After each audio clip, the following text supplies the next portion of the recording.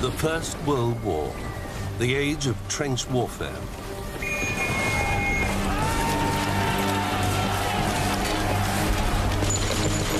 "20 million men fought in a labyrinth of trenches and underground tunnels, enough to circle the globe. Many soldiers never left the battlefields, their bodies and weapons swallowed by the earth. Now a team of historians and archaeologists have come to excavate the frontline trenches. This muddy ground contains clues to a mystery. How did these trenches make the First World War so hard to win? This is a British Lee Enfield rifle. This is a standard British Bulldog spade. The evolution of trench warfare is an evolution of technology. For the next 10 days, the team will reveal the hidden traces of the trenches and the men who fought, lived, and died in them.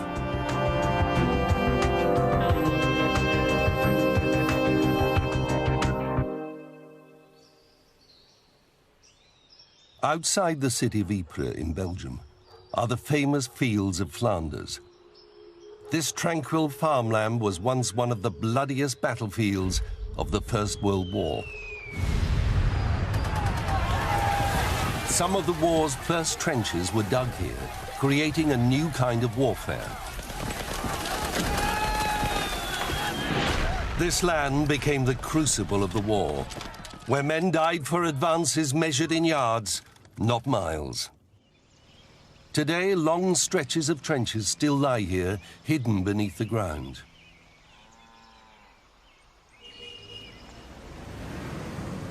The town of Ypres, once a shattered wreck, is now thriving. Urban sprawl is threatening to pave over these historic battlefields.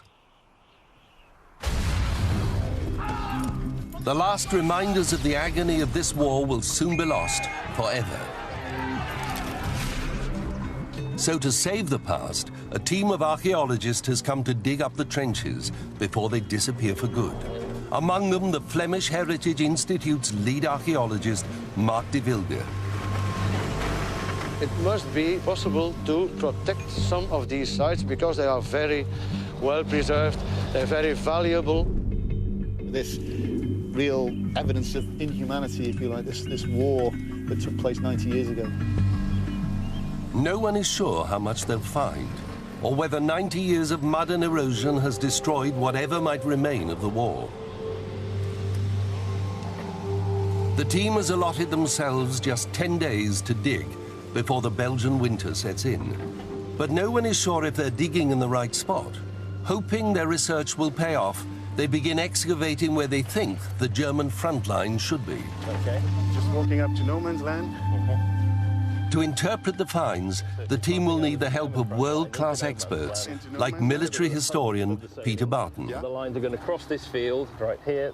He is an authority on the battlefields of the Western Front. On the higher ground, yes. On the slightly higher ground, and all the British lines are down in the hollow. I've never experienced an archaeological dig like this before, where you're opening up at the same time the German front line and the British front line, with a team working on both digs at the same time. First, a shallow strip is dug, 50 meters long. What we're doing just here is taking the topsoil off and revealing the subsoil. And here the metal detectorists are moving in to try to find any ferrous deposits. These could be barbed wire pickets, they could be bullets, they could be shells, unexploded shells.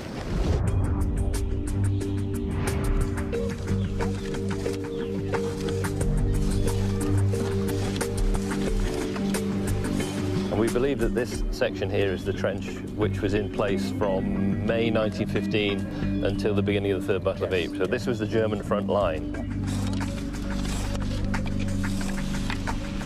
Soon, the first relic of the war. Here, Frankie's holding an 18-pounder shrapnel shell. Is official. But what would have been inside it are many hundreds of these small balls. These little balls are thrown out of the shell into the faces of the oncoming troops.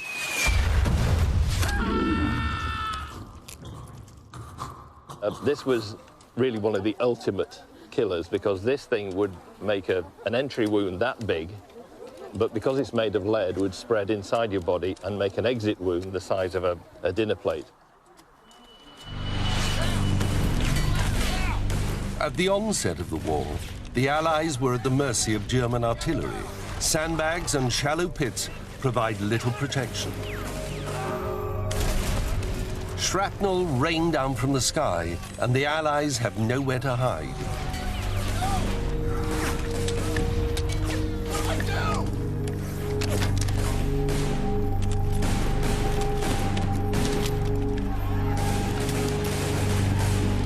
In August 1914, the German army cut a swathe through North Belgium en route to France. Their goal was Paris, but they were pushed back by Allied forces. By the end of 1914, the armies faced off along a vast front, with the Allies still clinging on to the city of Ypres.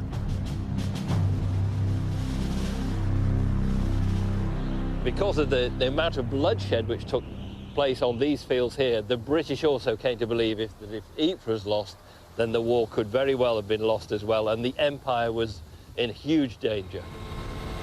Just on the outskirts of modern Ypres, the search for the British trench begins.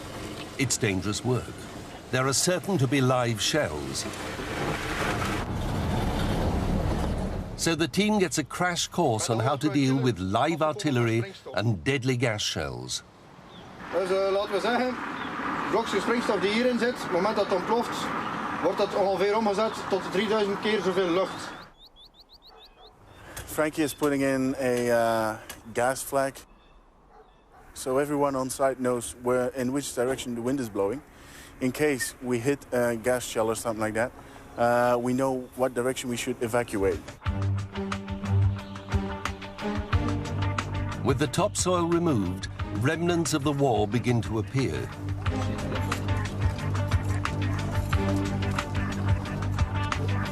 Peter Barton helps identify the artifacts. Frankie's digging away here and he's pulling up lots and lots of used fired Mauser rounds, which is Mauser's the German machine gun bullet.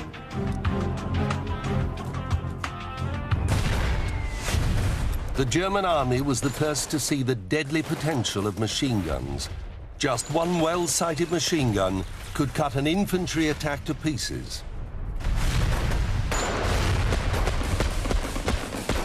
The twin power of machine gun bullets and shrapnel shells leaves the infantry outgunned and desperate for cover.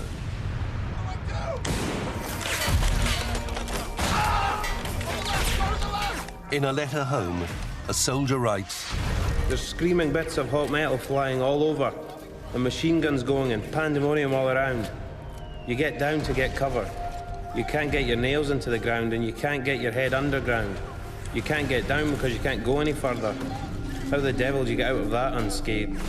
Sergeant Bill Hay, Royal Scots. Soldiers have nowhere to go but deeper into the ground. The evolution of trench warfare is an evolution of technology. We're seeing trenches in the early stages of the war just being simple scrapes in the ground, not being intended in any way to be permanent. Trenches simply appeared in this landscape because men had to take cover from steel, from bullets and from shrapnel. It's as simple as that.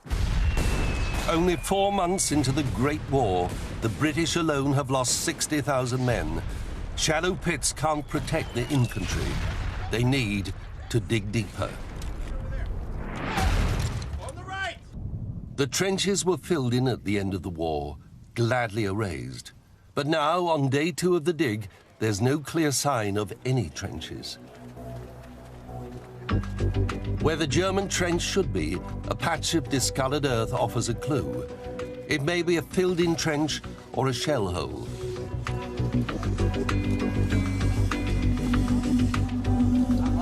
And that's where you're going to dig in the dark soil. Yeah, all in dark soil.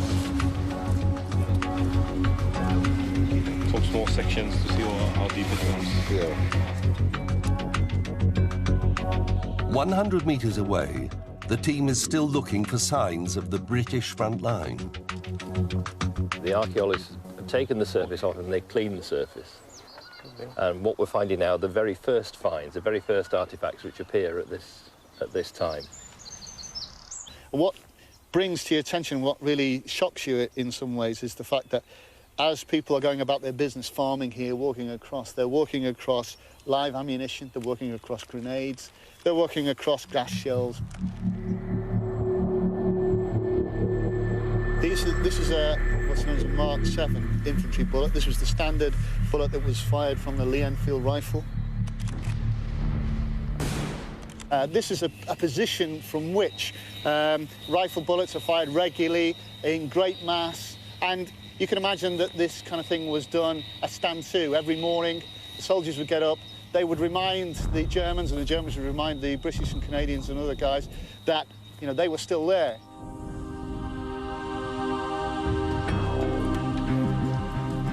To find the British trench, the team digs deeper into the clay.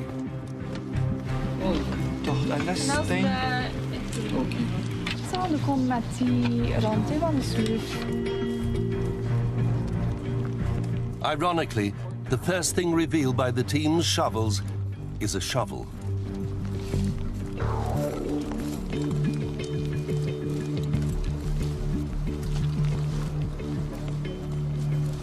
This is a standard British bulldog spade. I mean, these are still made today. British troops in Iraq are probably carrying these right now. And this is perhaps one of the best spades for this action. It's got an open mouth.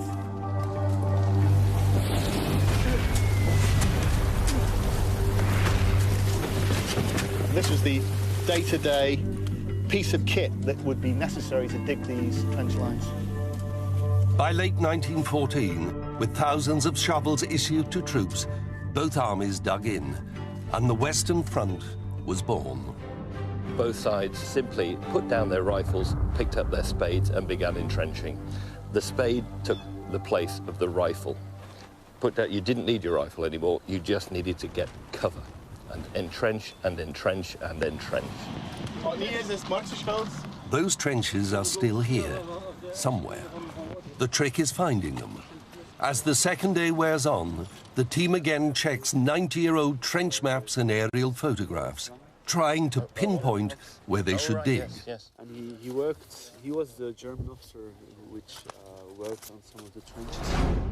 If they're digging in the right spot, they'll find signs of the British trenches and across no man's land, the German line. You've got to approach this very optimistically. You don't know what you're going to find, but it nearly always surprises you.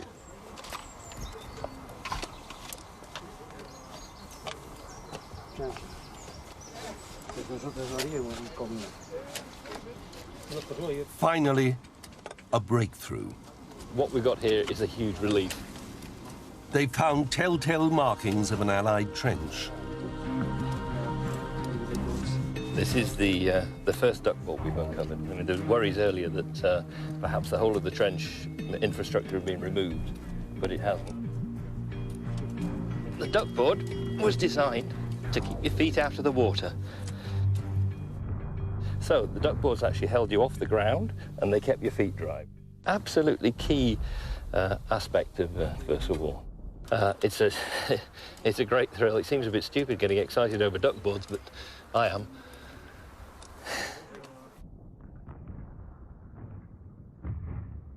This particular duckboard gives us an important piece of information because we can see which way it's oriented.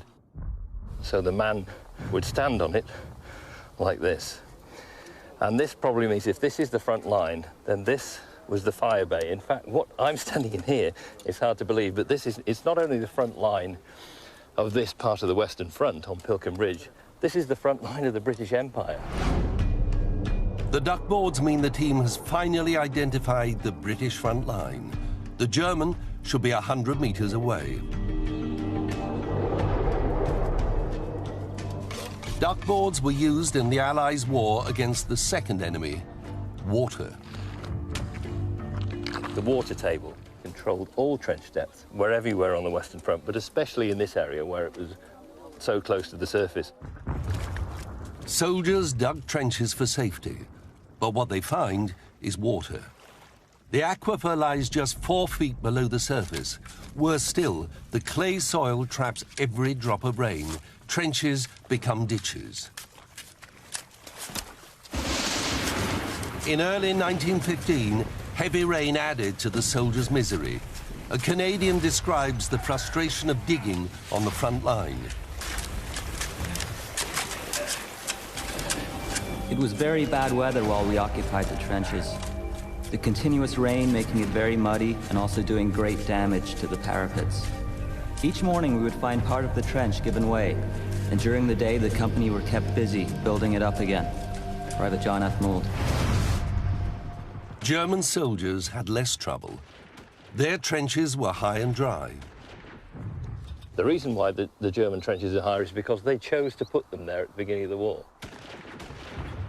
They deliberately moved forward onto the high ground or pulled back onto the high ground. They didn't mind going back as long as they're on high ground during the winter. So what we've got here is the Germans on a slightly higher contour, a drier contour, and that means they can pump the water out of their trenches and it flows down into the British trenches. Duckboards provide only partial comfort from the wet.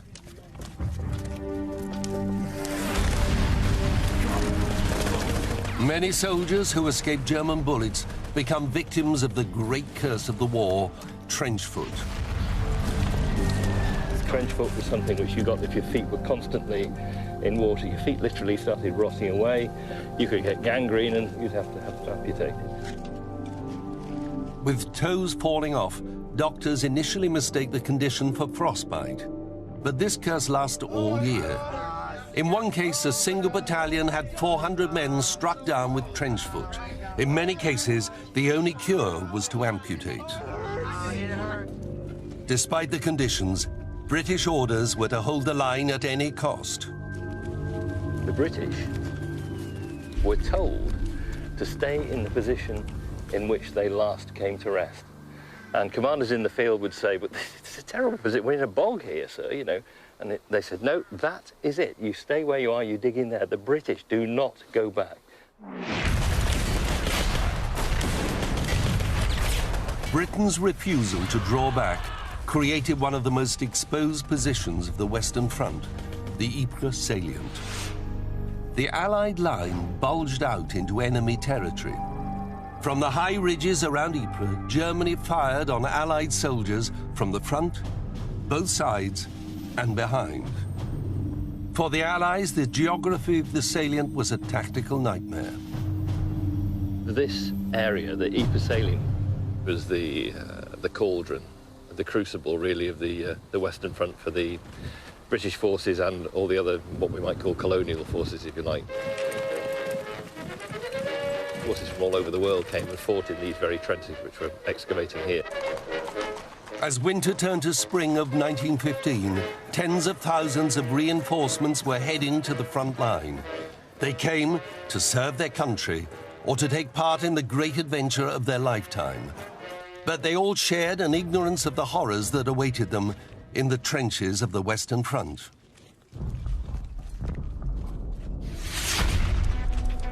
The team is about to uncover signs of the bizarre world that soldiers would find here. This was their home, their life. A world where everything seemed designed to maim or kill. This is First War barbed wire.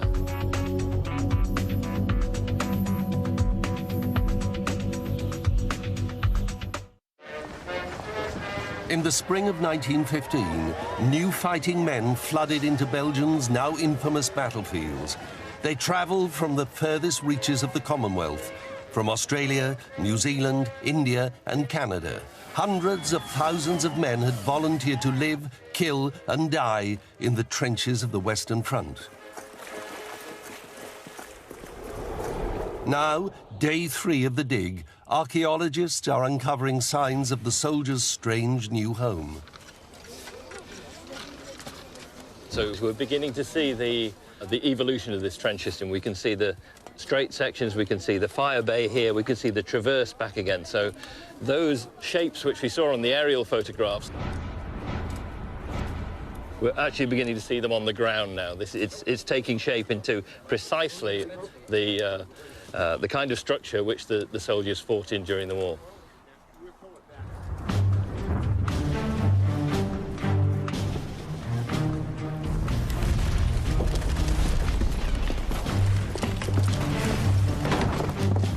Hold up, mates!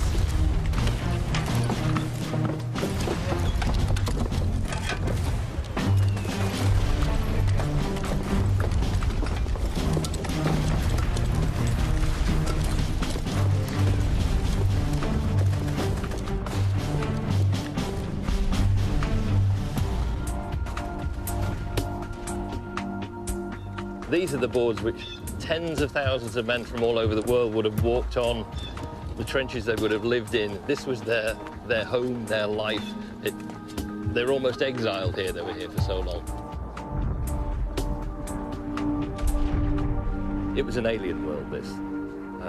Things were done completely differently. You could forget everything you ever knew in the civilian life. And from that point onwards, once you moved into the trenches, you became a troglodyte soldier.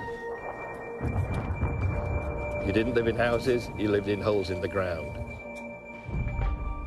You would have the smell of bare earth, the smell of damp earth. You had the smell of decay, the smell of human decay.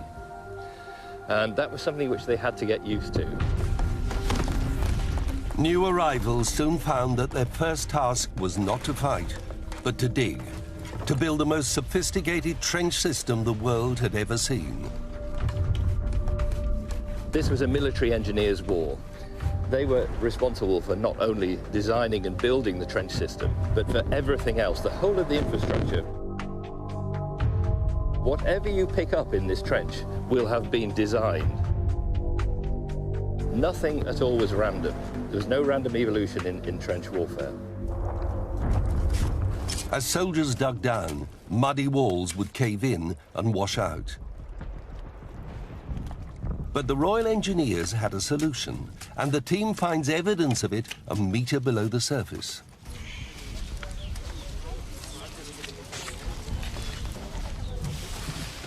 We've got into the fine detail of trench construction here now. These are the A-frames which both held apart the trench sides. You can see these would have extended further up here, holding those steel revetments in place, stopping the trench collapse. And on top of the A-frames, your duckboard sat on the top of those A-frames there. The water would pass underneath, so that any water that came into the trench would sit below the level of the duckboard, so it kept your feet dry. Absolutely critical part of trench warfare.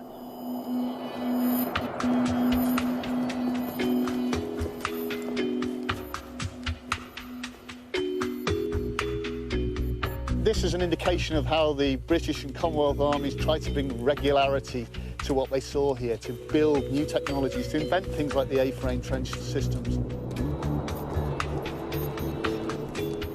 The British and the Commonwealth allies were trying to command that piece of ground.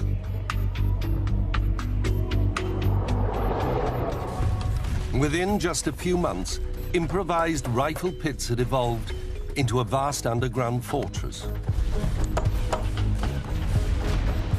All the forests in southern England were cut down, from Canada, from the United States. Wherever they could get timber, there's always a shortage of timber. They were always on the edge of running out. Soldiers construct 10,000 miles of trenches. By the end of the war, enough trenches will have been dug to circumnavigate the globe. But no trench was ever completely safe. Project leader Mark de Wilde. It seems that there has been an explosion here, because you see all the pieces of wood and metal and so on. So it seems that there has been an explosion, and that's why the duckboards and so on have disappeared.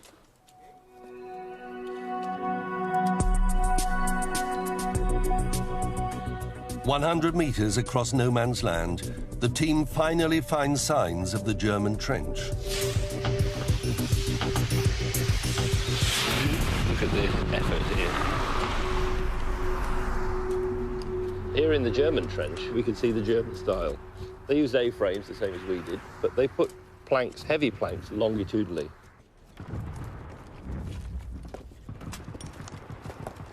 Interesting here because we can see the depth. It's, what, 2.5, 3 feet from the ground surface. Much more shallow than the British Trench on the other side of no man's land. So on the surface, they built these massive, very, very imposing breastwork structures to make the British feel even more looked down upon. So it's a very important learning process we're going through here. Terrific dig.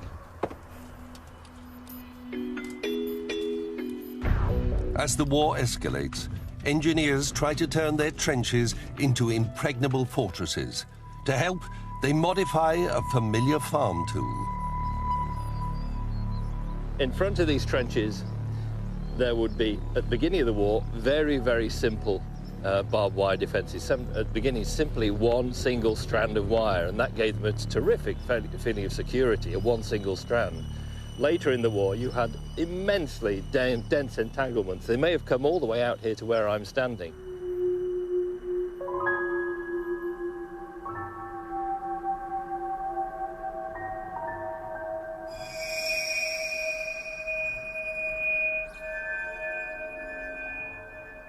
This is the kind of stuff we're talking about.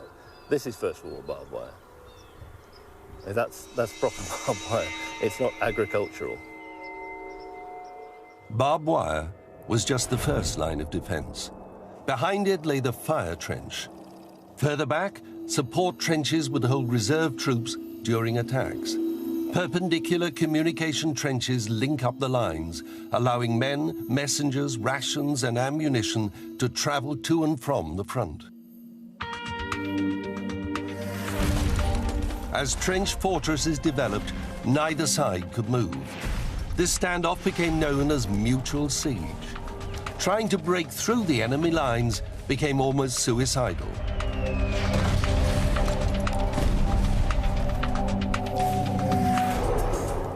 Well, this is a typical survivor of the trench warfare. It's a rifle, it's a British Lee Enfield rifle. This rifle was designed and developed in the early part of the 20th century and was used right the way through into the Second World War. It's a mainstay of all Commonwealth and British troops that were engaged here. It's very characteristic. These rifles have a snub nose, which is very typical. And we can see that this is where the nozzle would be. This is the position of the business end, if you like. This is where the trigger would be. This is where the bolt was. So this is as the soldier would draw back the bolt in order to load this. So the big question would be, what is this? Now this is a bit unusual. It's not something that is commonly seen in Lee Enfield rifles, and it's quite possible that this represents the housing for a sniper scope. Even in an underground fortress, no one is safe. It was particularly dangerous for young soldiers or soldiers who just arrived in the line, never been in the line before. And there are many accounts of this where they say, well, where is this war? And they just put their head above the parapet. Bang. Brad, you all right? Stretcher! Come on, Brad. Stay with us, Brad. You'll be all right. You'll be all right. Just breathe. Where's that stretcher? Breathe. You'll be all right. You'll be all right. Just stay with us.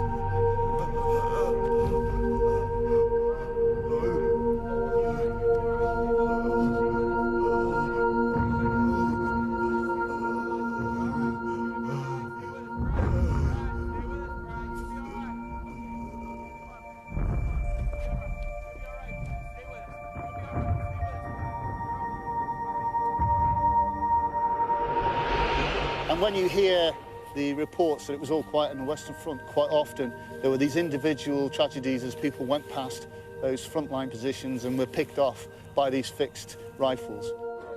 Every day, hundreds of men are killed along the Western Front, even when no major offensives are underway. It is the natural wastage of trench warfare. For both sides, snipers are a constant threat. The Germans are 120 meters away. For a sniper with a telescopic sight, that's absolutely nothing. 400 meters is nothing. 600 meters, they could drill you through your forehead at 600 meters. These were the top marksmen. It only took a single shot to kill.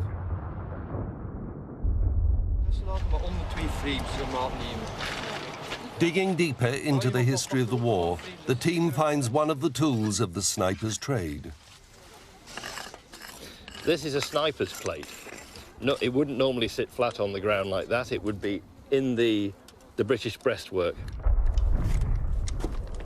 There's a hole in the middle, and that's where you would have put your rifle through to snipe at any movement in the German lines, just across no man's land there.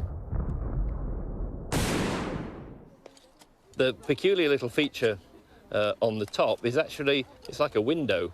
You closed that when you'd finished firing, otherwise they would be able to see a little light source through it. We can see, looking at this plate, that it's a good inch thick, solid steel, and that was designed specifically to stop a German bullet, so that the sniper was safe behind there. The British sniper was safe behind his plate. Links hinten.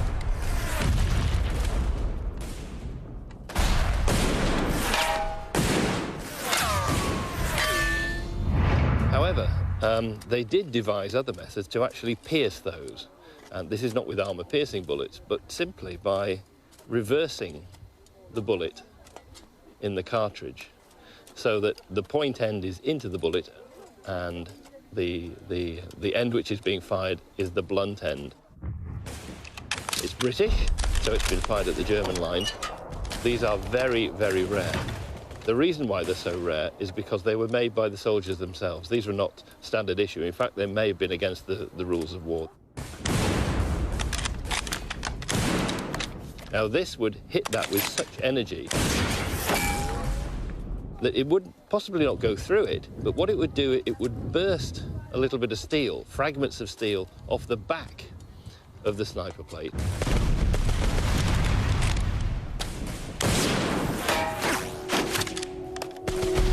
And they would spray into the sniper's face.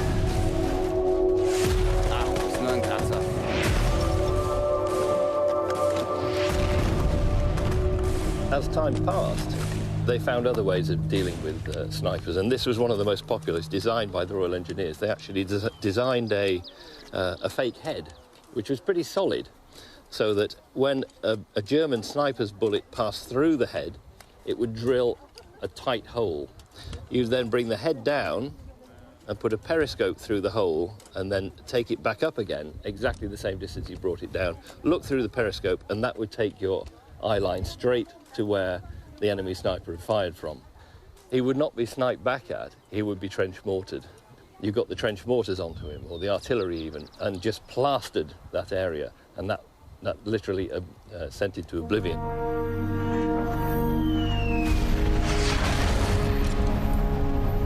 As methods of locating and killing enemy marksmen grew ever more sophisticated, the number of deaths from sniping fell sharply.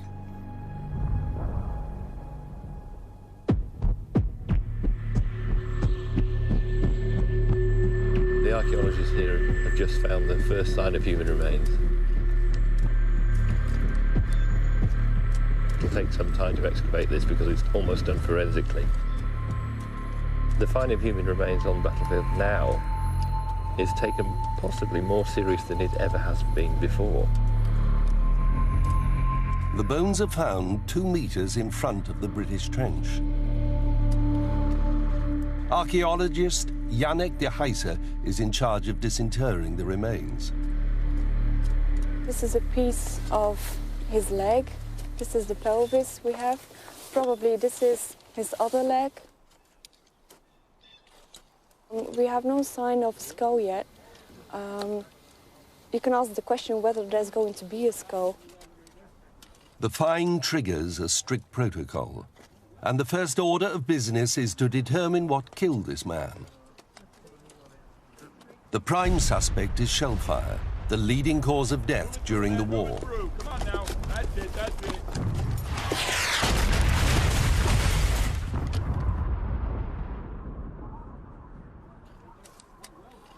the maiming and the agony which some of these men went through, particularly from shell fragments, where they could just be torn in half.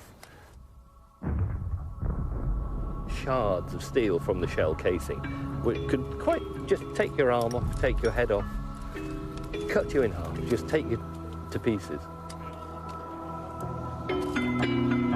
As Yannick cleans away 90 years of mud, a new mystery emerges. So the problem is now whether we're dealing here with one skeleton or with more skeletons. Why would these men be buried just in front of a British trench? The answer will open one of the most horrific chapters in the history of trench warfare. It's day 5, and in the hunt for traces of the First World War, archaeologists on the British front line have uncovered human remains. But as team member Yannick de Heijse digs out the skeleton, she makes a remarkable discovery. We cleaned the area a little bit further, and we had to change our theory a little bit. Now we don't have one skeleton anymore, but we have not 2 skeletons, but even 3 skeletons. The remains are not in a trench, but in front of one. We've also discovered that these skeletons, they're laying in a shell hole. Most bodies are found in shell holes, not in trenches, because they've cleared the trenches, because they had to use them. As the trench lines expanded, they had to expand, of course, it was certainly not uncommon to be digging away and extending your trenches and run into, similar to what we found here, a shell hole which had been used as a mass grave. During battle, it was hard to create cemeteries. The simple act of extending a trench could lead to horrifying discoveries.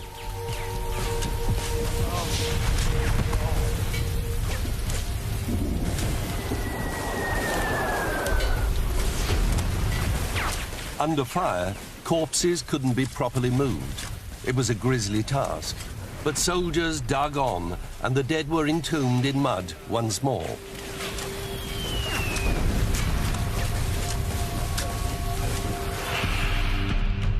"90 years later, the team must discover the cause of death.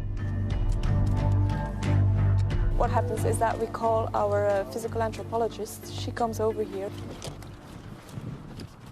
Let's take them out. She looks at the skeleton. Yeah, they're very well preserved, yes, indeed.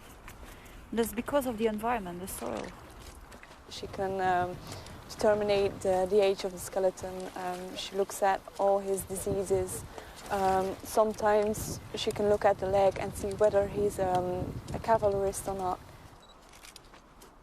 Sometimes we have young men, about 18 or 20, but I have the impression this man is a bit older. But it's too soon. These remains deserve a proper final burial. But which nation should take them home? Yannick finds a clue. We also found 2 buttons here. And if you look at the buttons, you can see on the button, it's very difficult to see, but if you clean it up a bit, you can see a burning flame on one of the buttons. And burning flames are typical for French costumes, for French uniforms. So this could tell us something about the nationality of the person lying here. So we think it's a French soldier.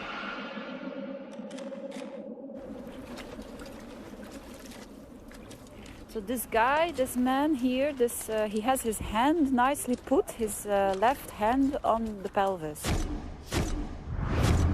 which gives me the impression he has been placed here in that position. He did not just fall. The French buttons, the 3 bodies, the deliberate burial. The evidence suggests a chilling explanation of what happened here. The anthropologists and the archaeologists, from the way that these 3 soldiers are lying, they believe these 3 men may well be victims of the very first cloud gas attack of the war. In the spring of 1915, French troops held a forward line 2 miles east of where the archaeologists are now excavating. But on the evening of the 22nd of April, the lines were about to shift. The gas was released from behind German lines over to our right, about 2 miles away near Langemarck. And what they needed was a northerly wind for that gas, and it took a long time in coming. But they got the north wind on the evening of April the 22nd, 1915. They had tubes going out into no man's land, which, when they unscrewed the cap, the gas was released from those tubes. They released 40,000 cylinders. It came crawling across this field, a sort of a blue-green haze. Heavier than air, chlorine gas sank into the French trenches. This area was held at the time by French Algerian troops. They didn't know what it was. Nobody knew what it was. It rolled across these fields and utterly stupefied, terrified, and killed the French Algerian troops.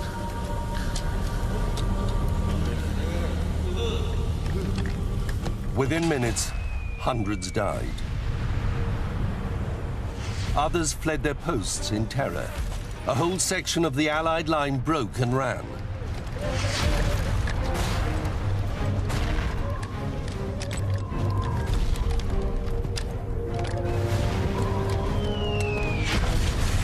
Despite the entreaties and threats of their officers, the troops abandoned the front line. In vain, they were ordered to return. But slowly their commanders realized that they were fighting a horrifying new kind of weapon.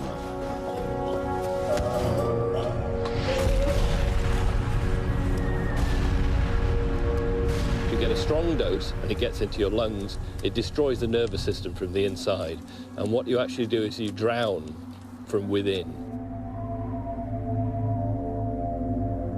Your lungs fill with liquid and you literally just simply drown without being underwater. A terrible way to die. Over a 4-mile front, 168 tons of chlorine gas was released, piercing a massive hole in the Allied line. Wearing primitive masks, the Germans attacked, while Canadian troops rushed in to close the gap. 2,000 Canadians died halting the advance, and the front line was pushed back nearly 2 miles. And this is the precise spot where that German attack was held. From that day, which was in May 1915, until July the 31st, 1917, so over 2 years, these lines remained fixed. There was not a millimetre of movement. When the battle ended, the bodies of hundreds of French colonial troops were recovered and buried in shell holes close to the new Allied front line.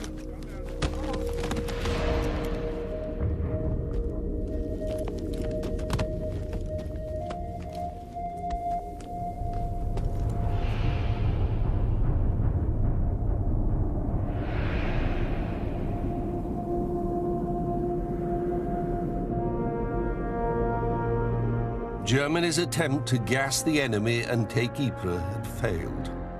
Both sides were again locked in stalemate. But for a few fallen soldiers, this battle wasn't quite over. Now, finally, they have a chance to go home. You're not dealing with a skeleton, but you're dealing with a real person. And that makes it very worth excavating them and getting them out so they can have a proper burial at last. The names of these soldiers are still unknown. But thanks to the work of the archaeologists, they can be turned over to the French army, joining the ranks of thousands of men who gave their lives in the trenches of France and Belgium. So full honours are given. They're treated with the greatest possible respect from the moment they're found until the moment they're buried. The Allied trench has revealed dozens of artifacts pointing to each stage of trench warfare.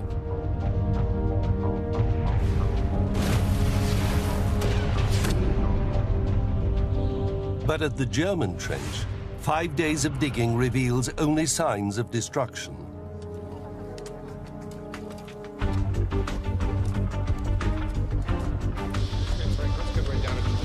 My first impression is it's a fragment of a hand grenade.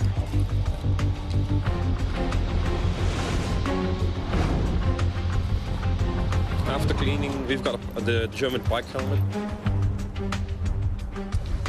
The team thinks the German trench was crushed under heavy artillery fire. But what would have made this spot such an important target? Exactly the same for the Germans. They sat there for 2 years. That's right. Peeking at each other. Historian Peter Barton calls on the help of Peter Chasseur, a military historian and cartographer. It's certainly hard to believe there was several fierce battles here and in... They head across no man's land to help solve the mystery of the blasted German trench. We're in the German trench again. We've got concrete work here. And judging by the position on Peter's map, it's quite possibly... it's very, very close to the spot where we seem to have a machine gun marked. Yeah, we've got certainly on the trench map a German machine gun position marked exactly in the trench where we are here. The position of this machine gun post may illustrate another tactic of the trenches. Salients were bulges in the line, allowing forces to almost surround the enemy. But salients on a much smaller scale could create an advantage.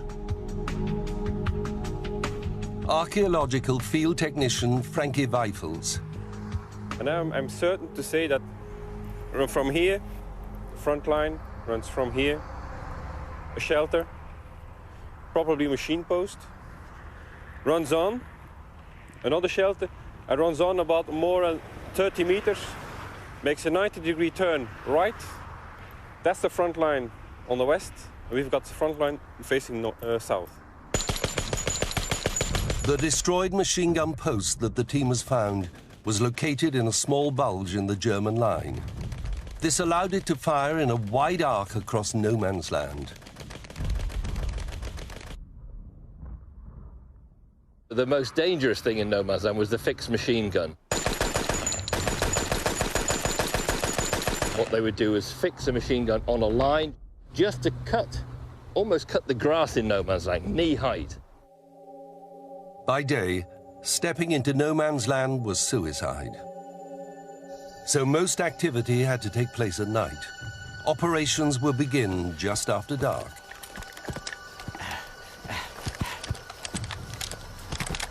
Each night, all along the front, hundreds of soldiers would crawl out of the trenches. It was the only time barbed wire could be repaired. But German machine guns were always on guard. Working in silence became a matter of life or death. At the beginning of the war, barbed wires hung on posts, and this was a very dangerous thing at night because you had to hammer these posts into the ground, and the noise could be picked up by enemy machine gunners.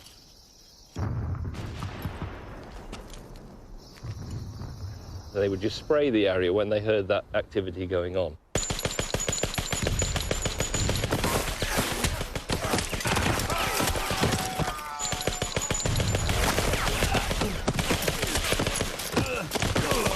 The telltale sound of men working the wire got thousands killed, until the British borrowed an enemy solution.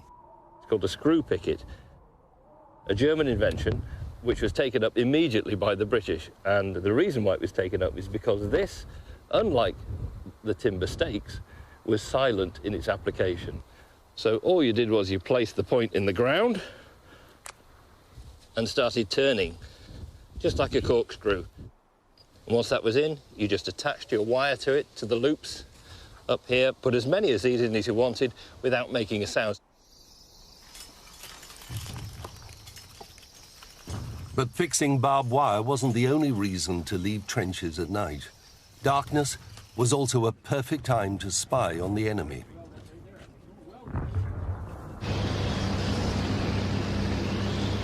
Reconnaissance planes provided detailed photographs of the front line, but sometimes it was necessary to take a closer look in person. And trench raids were the answer. The objective was to infiltrate a German trench and bring back at least one live prisoner to ply for intelligence.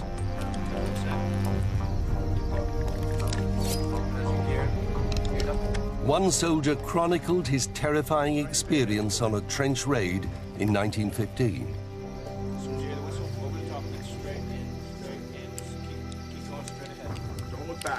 We muffled our rifle slings and accoutrements so that no little noise should betray us.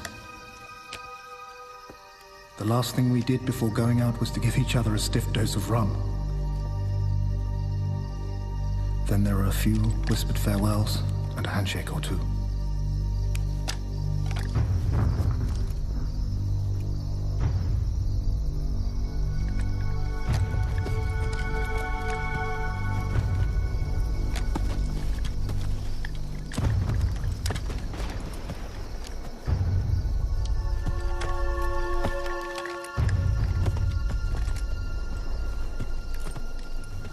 As soon as we passed our entanglements, we got down on our bellies and began to crawl. In the slow advance to the enemy's line, I experienced a prolonged state of consciousness during which I hung over a pit of fear, weighted down by a long and vivid anticipation. This silent agony of deliberate approach.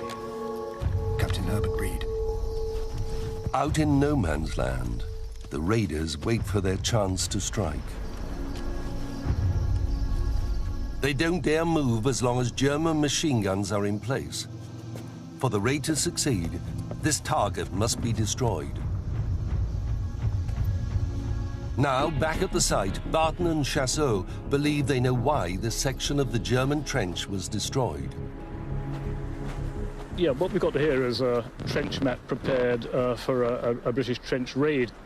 We know from this plan that in early 1917 they executed this raid. It happened right here on this spot, and that German machine gun emplacement there was targeted by the British 4.5-inch howitzers very specifically to destroy or neutralise that machine gun post so that it couldn't fire across no man's land and knock out this British raiding party that was coming across.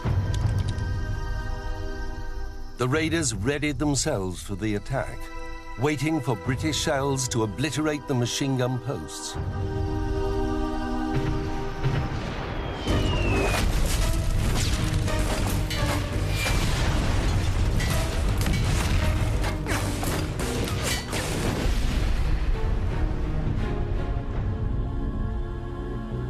With the machine gun nest destroyed, the raiders could launch their attack.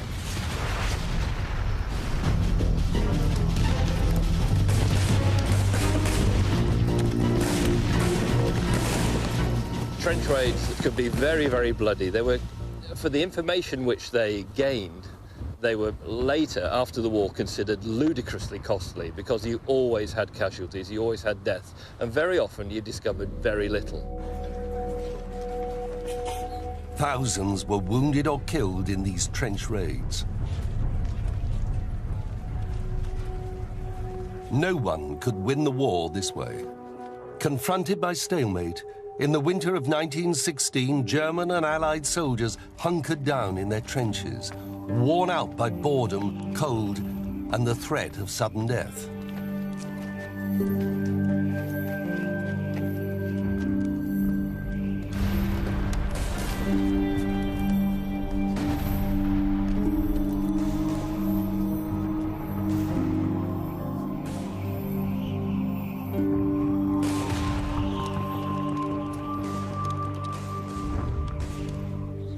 Across no man's land, Germans endured the same hardships.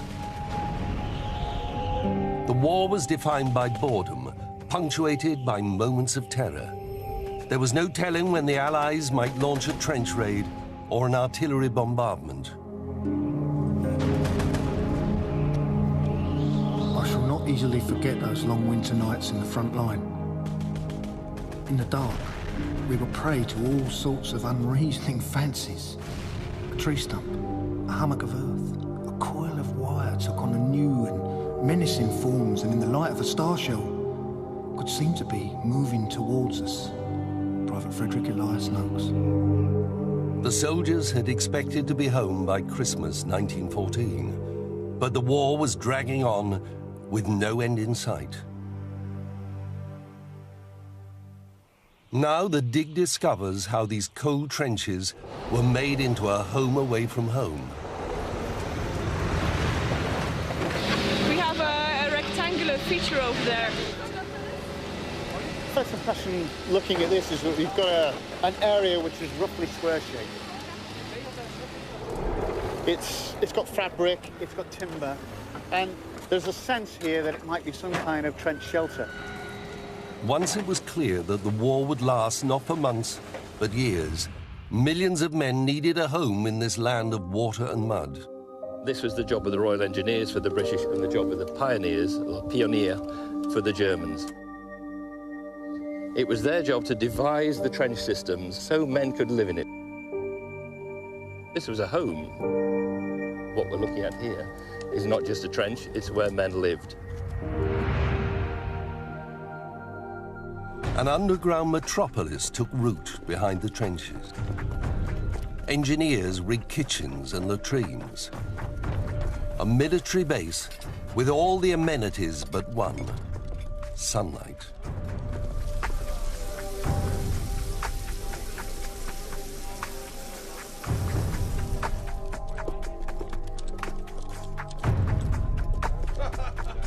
In fact, more people lived underground in 1917 in the Ypres salient than live on the surface now in the city of Ypres.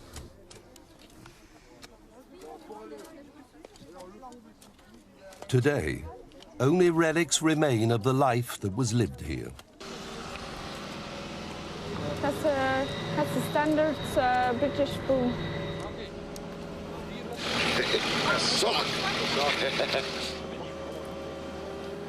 It's rubber.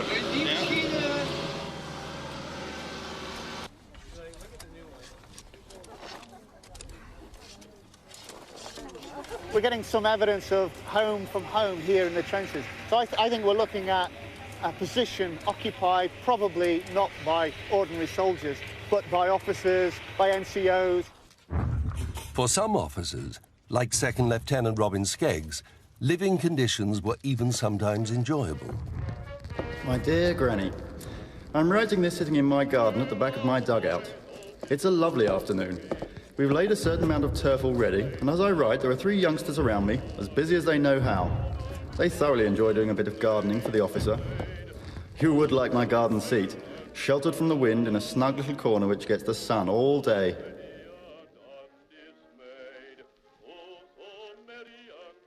Lower ranks have fewer creature comforts.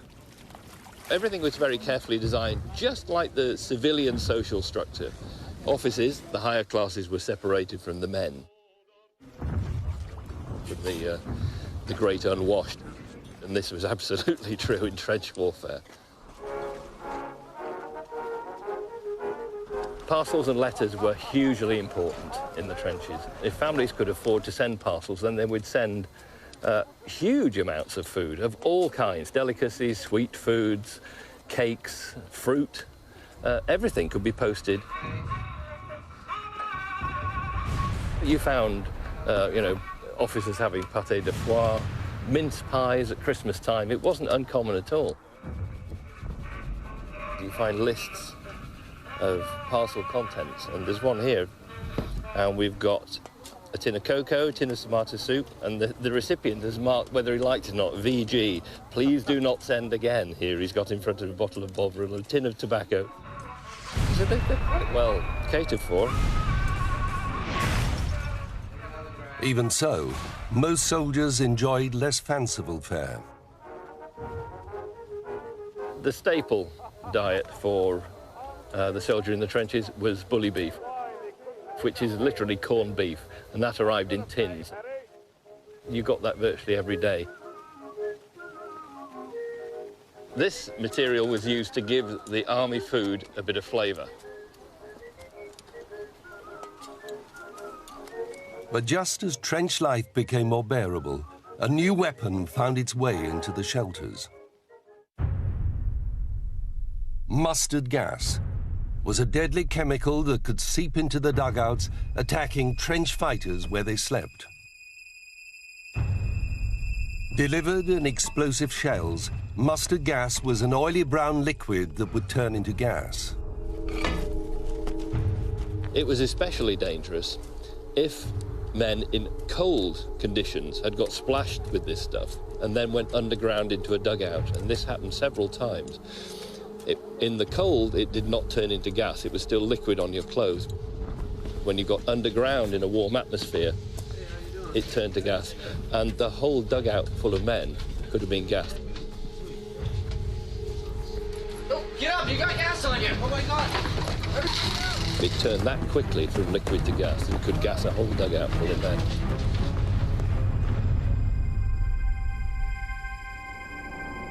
And particularly on the soft parts of your body, it just ate through your body.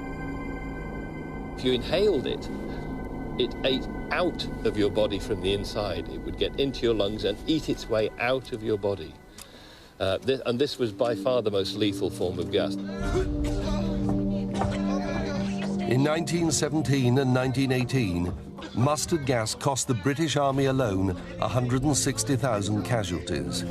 Gas cases are terrible. They cannot breathe lying down or sitting up. Their lungs are gone, literally burnt out. Some have their eyes and faces eaten away by gas and their body covered in first-degree burns. One boy today screaming to die, the entire top layer of his skin burnt from face and body. I gave him an injection of morphine. When will it end? Nurse Shirley Millard. As the archaeologists continue to scour the trenches for evidence, Peter Barton goes in search of the sites of a little-known chapter in the war. We must ignore what we see on the surface here and dive into another dimension, a dimension which is beneath our feet. The war in the tunnels.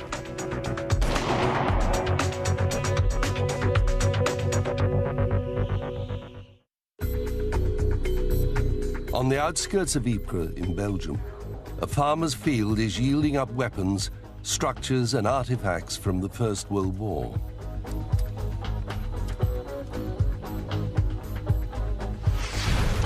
In 1916, it seemed this was a war no one would win. But in a nearby field, there is evidence of a deadly solution.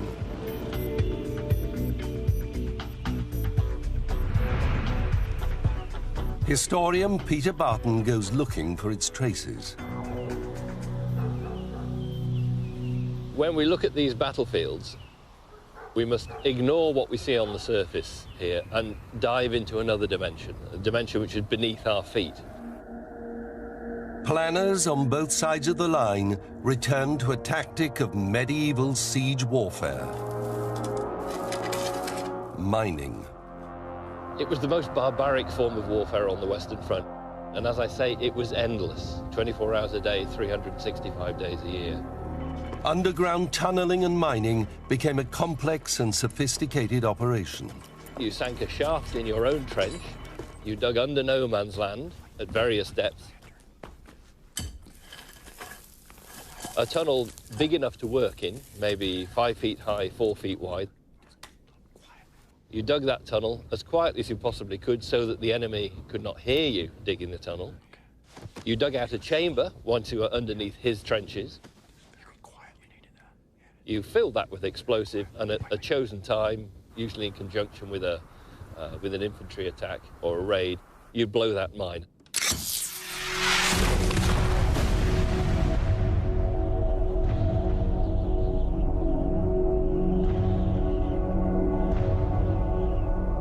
Those people who are directly in line with it would be vaporized or buried or blown out of their trenches into no man's land. They were literally blown out. And that would allow your attacking infantry force to take that front line trench much more easily.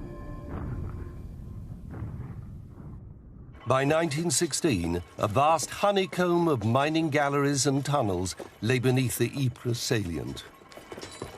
The curious thing about these tunnelling companies was that they were formed not from soldiers, but they were formed from civilians. And the first tunnelling company were formed from men who'd been working in the sewers of Manchester on a Thursday. And the following Monday, they were working in France and Flanders. no military training. They couldn't even salute. They were given a rifle. It was taken off them straight away because they thought they'd shoot each other. But they'd not come here to fight. They'd come to dig, and they all knew that.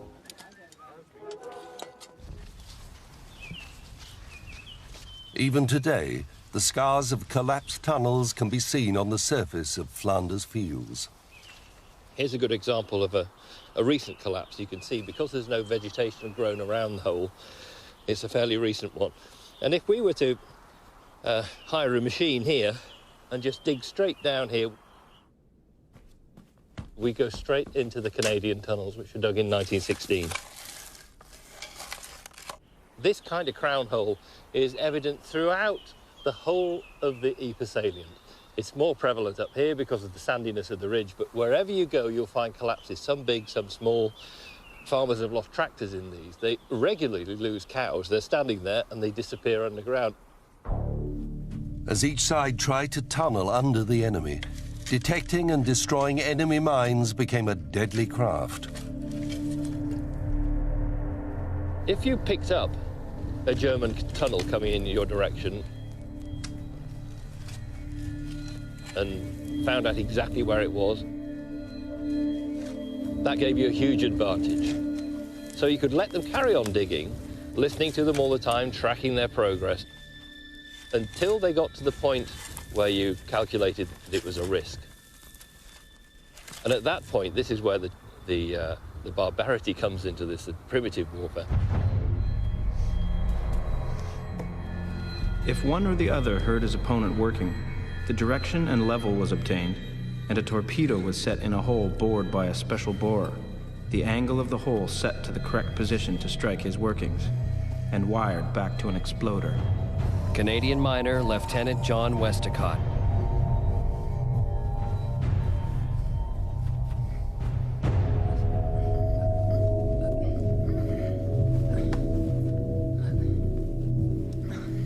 At a chosen point, you decided, now we blow.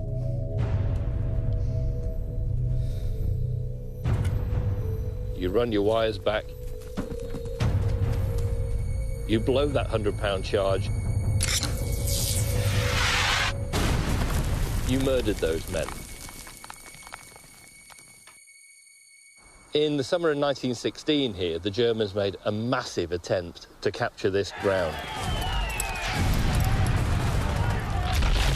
The tunnellers who were underground at that time knew there was something going on. When they came up from their spell of work in the morning, they came up into what was their front line, and it was full of Germans. They'd taken the trench during the night. Nobody had told the tunnellers. The Germans saw the Canadian tunnellers and dived back down the shafts, chasing them after them. Lieutenant John Westacott was amongst them. We were equipped with revolvers and grenades, but the best weapon of all underground workings was a specially made knife with a blade about 5 inches long, which was fitted to a brass frame over our hand. This weapon was silent in action. For 24 hours, they fought hand-to-hand with grenades, with bayonets, with rifles, anything they could fight with.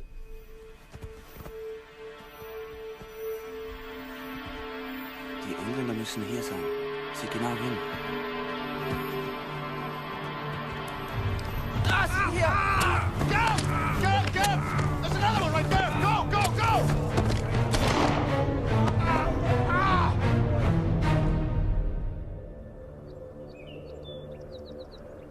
Hundreds of men died in the tunnels. Some are still there. This memorial here is marking, immediately within this area where we are now, 13 men who were killed underground. 90 years later, the men still lie where they died, entombed in their tunnels. In the spring of 1916, 20,000 tunnelers began the largest underground military operation in history, the mining of Messines Ridge.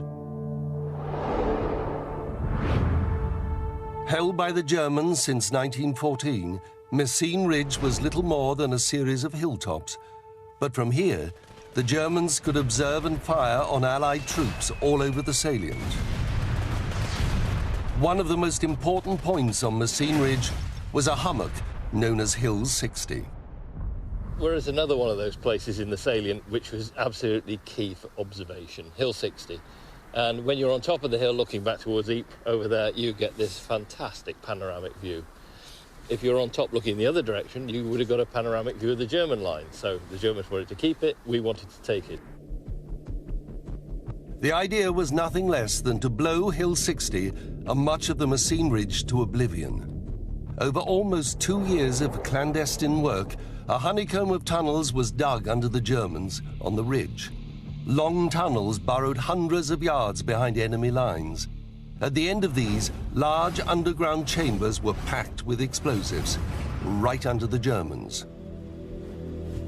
The favoured explosive by the tunnels was something called ammonal. It was designed specifically for its lifting effect. It was a medium explosive. High explosive would make a sharp crack to break a railway line, if you like.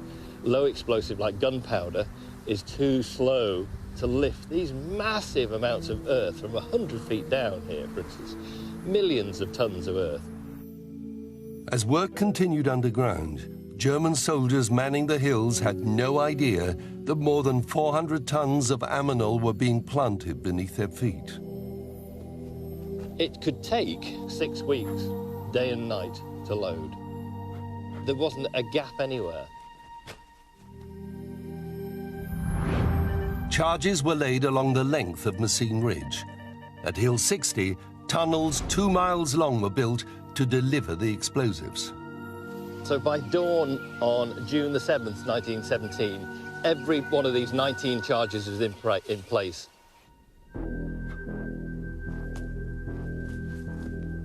Part of the biggest explosive charge ever planted in history. Just after midnight on the 7th of June, British commanders unleashed one of the most intense preliminary bombardments of the war.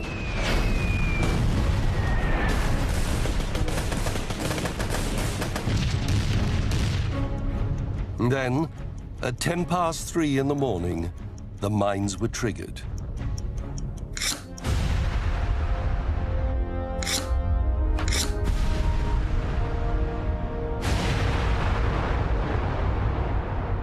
What followed was the largest man-made explosion up to that point in history.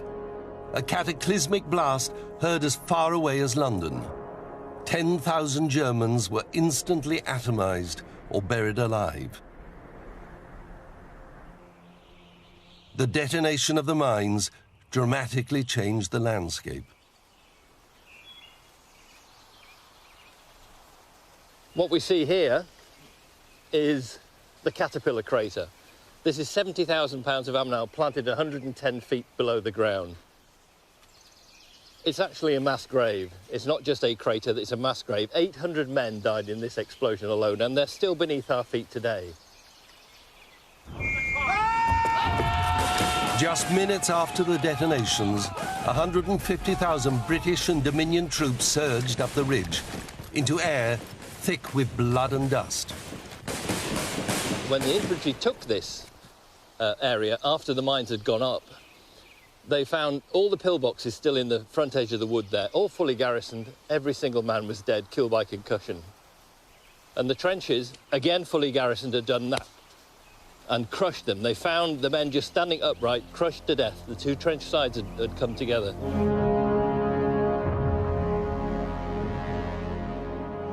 The explosions enabled the Allies to move forward 3,000 yards, capturing 10 miles of the ridge.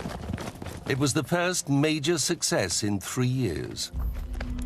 At the dig site, archaeologists are about to find clues to the last bloody days in these trenches. I shouldn't be this close to this shell. It scares the living daylights out of me, quite honestly.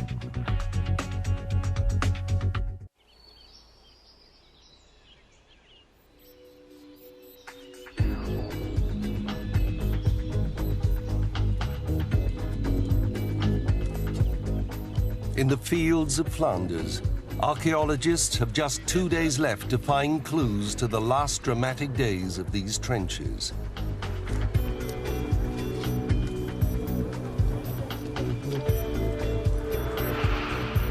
For 3 years, this was home to hundreds of thousands of soldiers. But in 1917, the mining of Messines Ridge by the Allies began a new stage in the war.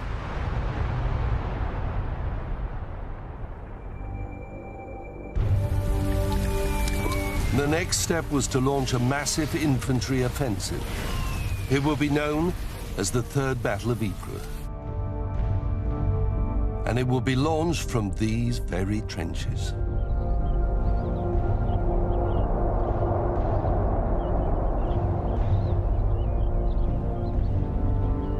What we've got here is the topsoil on the top, where we've got about ½ a metre of topsoil. And then coming down here, we start hitting a different colour. And this colour is purely there because this is the remnants of metal in the First World War, most of which came from the sky. It's shell fire.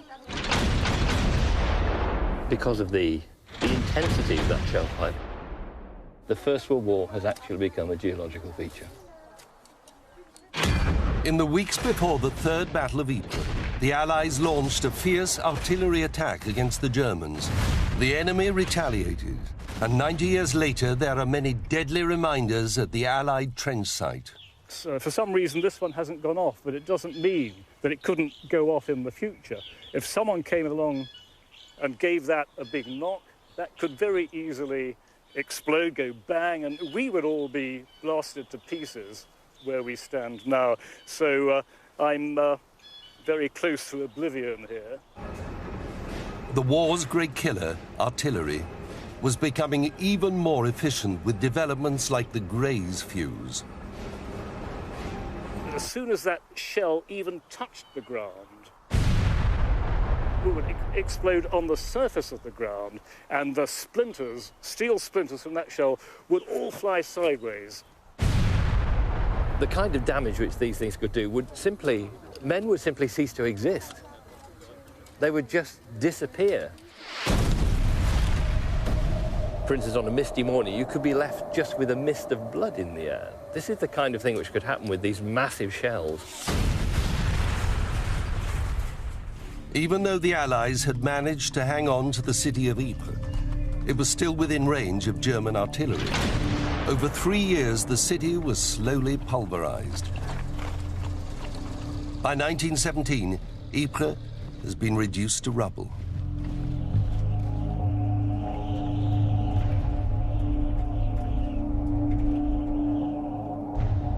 Soldiers became expert in identifying the different kinds of incoming enemy shells. The names that the troops gave to the shells often came from the sound of the shell in flight and the explosion itself. The name Jack Johnson was given to a big black shell burst because of the black boxer called Jack Johnson who was around at that time.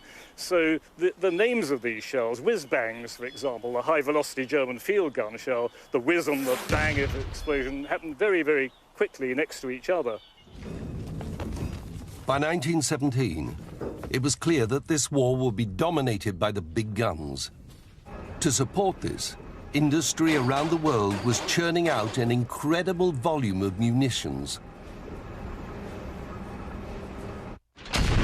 In July 1917 alone, the Allies fired over 4 million shells into German positions. It was the deafening prelude to the Third Battle of Ypres. The whole place was nothing but a mass of bursting shells. The deadly sound as they exploded and the awful vibrations just followed, trying the nerves of everyone around. Quite a few had to be taken away with shell shock. During the time this barrage was taking place, shrapnel was flying around in all directions. Private John F. Moore. Shell blasts could cause death by concussion at 10 yards, rupturing spleen and kidneys, leaving no marks on the body. The effect of shelling could be utterly devastating upon the nervous system. People simply broke down under shelling. Shell shock. There are Many times you find reports of people becoming literally gibbering wrecks. But everyone has a different threshold. Some people could stand it just that bit longer. Shell shock took a terrible toll. By the end of the war, 30,000 men had been affected. People could simply fall apart and never recover. It's only 3 years since the last veteran died who'd been in a home for the whole of his life. He never got over being shelled. Under this metallic thunder, 300,000 men prepared to charge out of their trenches.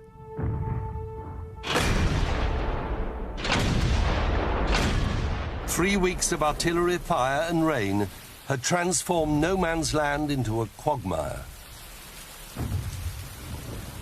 Conditions were poor, but the generals would wait no longer. On the 31st of July 1917, soldiers readied themselves to go over the top into a certain hail of steel and bullets.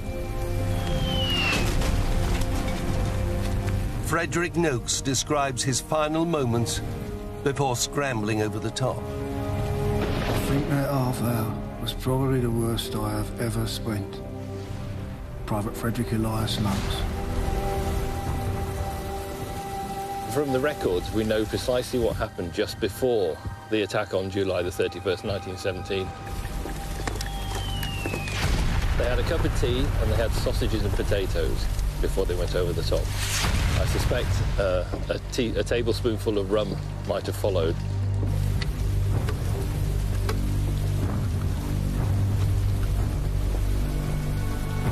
And then it was a question of saying potential goodbyes.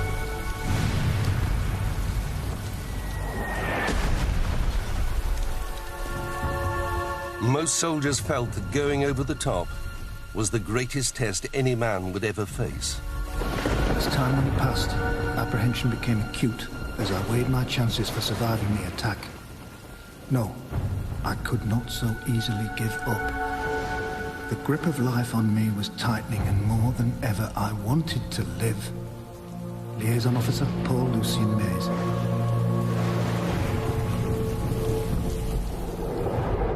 And then when the whistle blew, it's these very trenches which they climbed out of into the machine gun fire.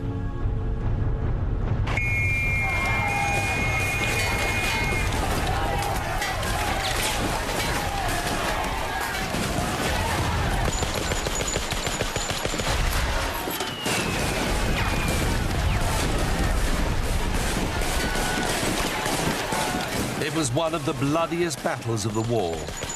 The exact death toll has never been established.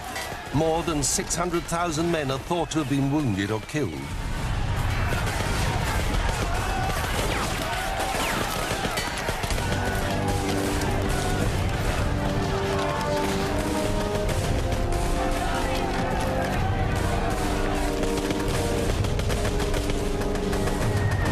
In spite of huge losses, over the next 4 months, Allied soldiers advanced as far as Passchendaele.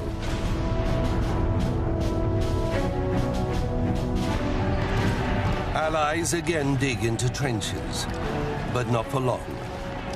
Soldiers in 1918 will witness the arrival of new tactics and technology that would finally defeat the trenches.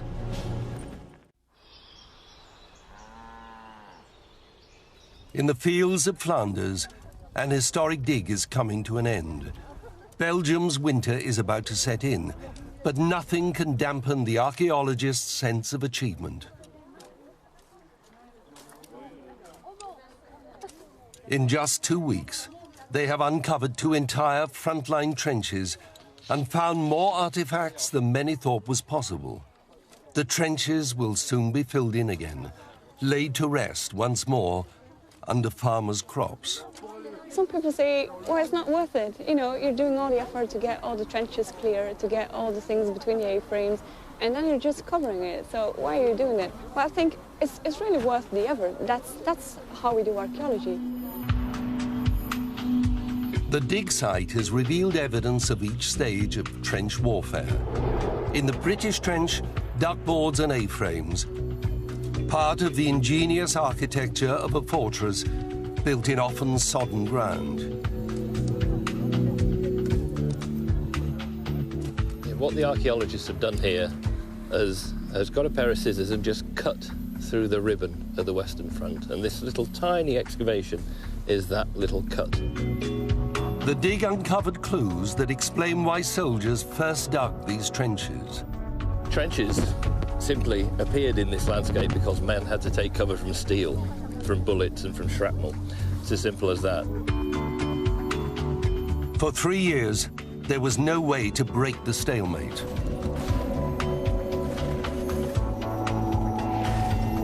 Gas attacks, sniping, trench raids, artillery fire.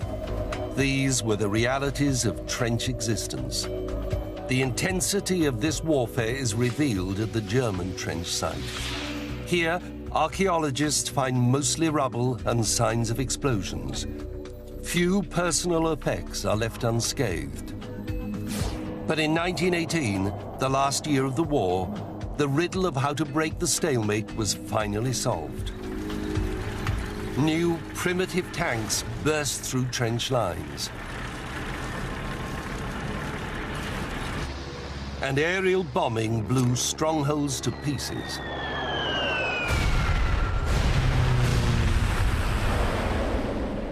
When the war finally ended, the trenches were filled in.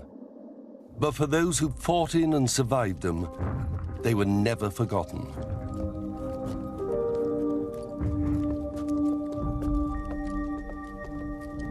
But soon, the few First World War soldiers who are still with us will pass away.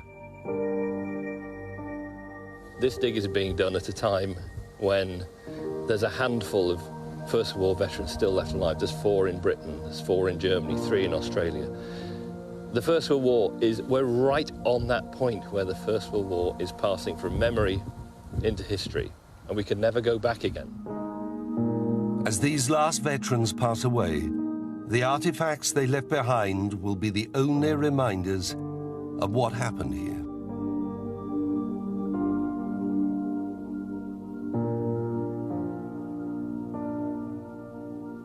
Objects that speak across the generations.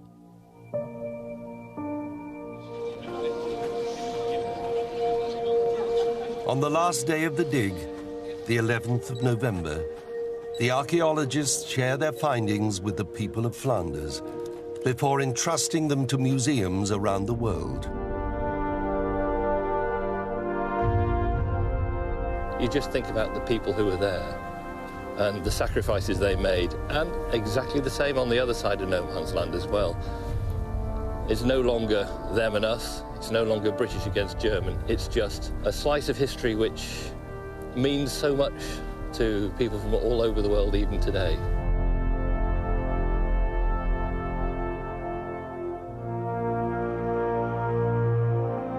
In time, the soldiers' names will fade. So it's difficult to put it into words, really. It's a great privilege. It's something you'll never forget. And it makes you feel extremely humble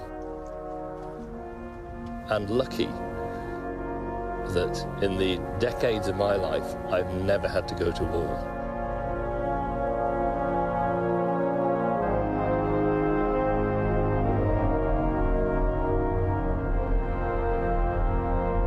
Millions of men lived and died in the trenches of the Great War. And many of their bodies still lie here, buried beneath Flanders fields. But thanks to the archaeologists, their sacrifice will not be forgotten.